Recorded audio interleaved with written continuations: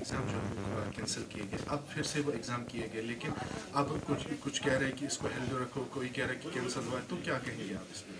देखिए, जहाँ तक 370 का सवाल है, वो बीजेपी का एक जो एजेंडा है मुसलमानों के खिलाफ, जो एक माइनॉरिटी कम्युनिटी के खिलाफ जो उनका एक नफरत है, एक गुस्सा है, वो उसी के लिए उसको ख़त्म किया गया है। क्योंकि जम्मू कश्मीर एक वाहिद मुस्लिम मेजॉरिटी स्टेट है जिसने मुल्क के साथ कुछ शर्तों की बिना पे इलाहा किया था, और उन्होंने वो सारी शर्तें तमाम ख़त्म की, और उसकी वजह बताते हैं वो कि यहाँ जी ट्रांसपेरेंसी नहीं है, यहाँ करप्शन होता था।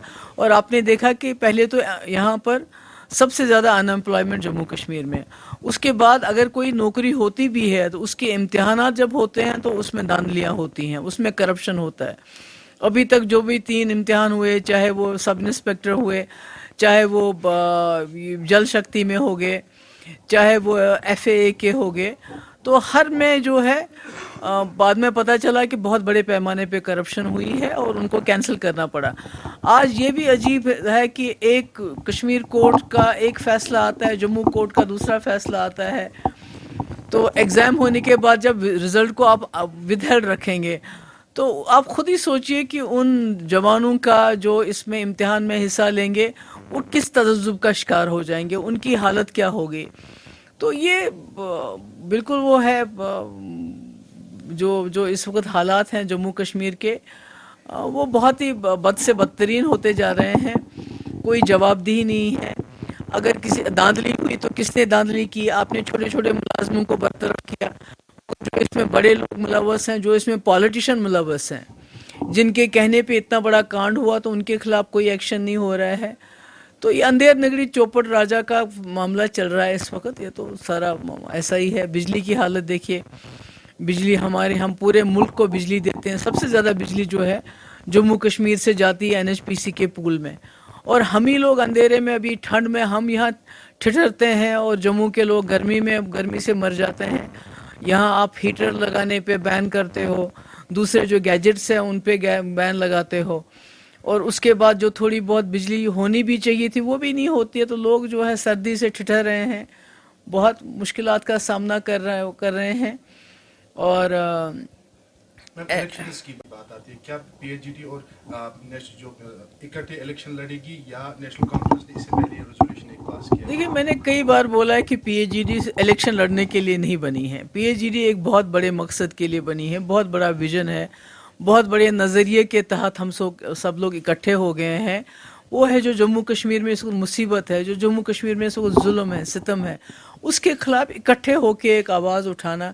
जो जम्मू कश्मीर के तशख़्ख़ुस को नुकसान पहुंचाया गया, जो जम्मू कश्मीर की खुसूसी पोजीशन को छीन लिया गया नाजायज़ तरीके से, उसको किस तरह बहाल करें, जम्मू कश्मीर को इस मुसीबत से कैसे निकालें, उसके लिए PHGD बनी है। ये इसलिए नहीं बनी है कि कल को इलेक्शन होता है तो हम इकट्ठे लड़ें, अलग लड़ें।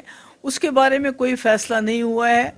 जब वो वक्त आएगा, अगर कोई इस किस्म का फैसला लेना पड़ेगा, वो तब की तब देखी जाएगी। मैम, पाकिस्तान के प्रेसिडेंट ने आज कहा कि इंटरनेशनल कम्युनिटी को उन्होंने इल्तिजा की है कि कश्मीरी के जो हुकूक है उसको बहाल किया जाए। क्या आपको लग रहा है कि यहाँ पे यहाँ की जो हुकूक है उनको पामाल किया जाए? मुझे लगता है यहाँ के हुकूक बहाल करने के लिए यहाँ के लोगों को खुद अपनी जदोजहद करनी पड़ेगी पुरअमन तरीके से।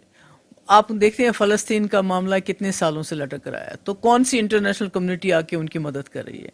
तो जब तक यहाँ के लोग कमर बस्ता नहीं होंगे, जब तक यहाँ के लोग खुद इकट्ठे नहीं हो जाएंगे, पुरअमन तरीके से अपनी जदोजहद शुरू नहीं करेंगे, तब तक जो शुरू करने की क्या है, ऑलरेडी कर रहे हैं, उसको और तेज नहीं करेंगे, तब तो कुछ भी नहीं हो सकता है। मैम, जम्मू कश्मीर एक वाहिद यूटी है जिसमें 8 साल तक अभी इलेक्शंस नहीं होंगे। क्या आपको लग रहा है मैम इलेक्शंस होनी चाहिए जल्द से जल्द? नहीं, देखिए, इलेक्शन तो किसी भी जमहूरियत का जो है, इलेक्शन बहुत इम्पोर्टेंट हिस्सा होता है। और जम्मू कश्मीर में जिस हालात से लोग गुजर रहे हैं, जिस बेकसी की हालात में हैं लोग, कोई पूछताछ नहीं है, कोई जवाबदेही नहीं है। किसी को भी आप पकड़ के हाइब्रिड मिलिटेंट का नाम दे के फिर ले जाते हो, फिर कहते हो जी एनकाउंटर में मारा गया। बच्चों को पकड़ दकड़ है, जर्नलिस्ट को तंग किया जाता है, बिजनेसमैन को तंग किया जाता है, छापे डाले जाते हैं। तो इस तरह से जो जो मुसीबत इस वक्त लोगों को है, तो इसमें एक रास्ता हो सकता था कि इलेक्शन बंद हो जाते और एक इलेक्टेड सरकार बनती जो जवाबदेह होती। तो अभी तक तो ऐसा हमें नज़र नहीं आ रहा है कि ऐसा कुछ होने वाला है, क्योंकि बीजेपी को डर है कि जितनी भी उन्होंने यहाँ जमातें बनाई हैं, जो प्रॉक्सीज हैं उनकी, तो वो अभी जो उनको उम्मीद थी उन प्रॉक्सीज से वैसा हो नहीं रहा है। इसलिए वो कोशिश तब तक करेंगे कि इलेक्शन तब तक ना हो जब तक उनको ये पूरा एतमाद ना हो कि वो असेंबली में ऐसी तादाद लेके आएंगे जिससे वो जो उन्होंने गैर आईनी और नाजायज़ फैसला किया 2019